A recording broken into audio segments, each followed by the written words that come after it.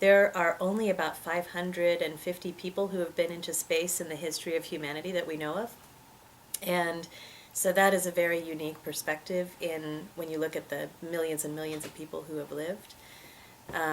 Not many people get that perspective, and it's different than seeing it on film or seeing it in animation or something, to be there.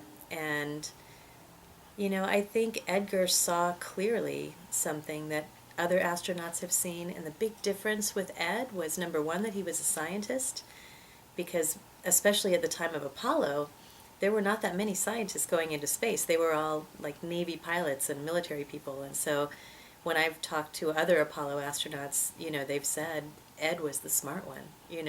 So he took up a certain way of looking at the world scientifically, but he also took up a lot of open-mindedness and fascination with extended human capacities and various ways of seeing the world. He actually took a psychic experiment with him to the moon, into the space capsule, and he wanted to see, when they were on the dark side of the moon, could he send symbols back to the Earth.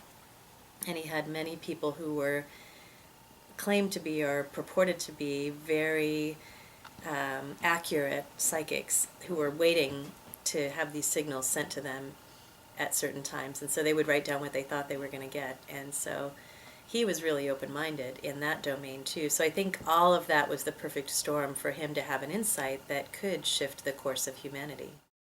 There was one day I was talking to Ed, and I said, he was really happy with the way the Institute of Noetic Sciences was unfolding after many, many years. And he had always wanted IONS to be very much about science and to really try to crack the code of the interaction between consciousness and the material world, and the perhaps illusory nature of time, and really the very fabric and nature of reality. He was very interested in it. And so he was happy that when I was CEO and president there, we had really refocused a lot of the energy of IONS toward the scientific endeavor, the frontiers of consciousness. And so I said, well, Ed, what's exciting you now? Like, what's up in your life? And he said, well, we've been taught that the universe is made of matter and energy, and I think it's made of matter, energy, and consciousness. And I'm going to spend the rest of my life investigating that and promoting that idea in the world. And I thought, out of all the years I've been here at IONS trying to explain what it is we're up to, that's probably the most succinct explanation. And now I use it with people, and it makes sense to people. There's matter and energy, we know that from physics. But what if there's also a third leg to the stool, matter, energy, and consciousness?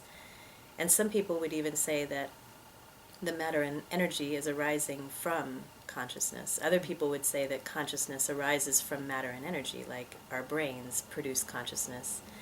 And I think I tend to take both approaches, that we have sort of a handshake between matter, the material world, and then the immaterial world, or the interior world, which turns out to be much more causal than we ever thought it was.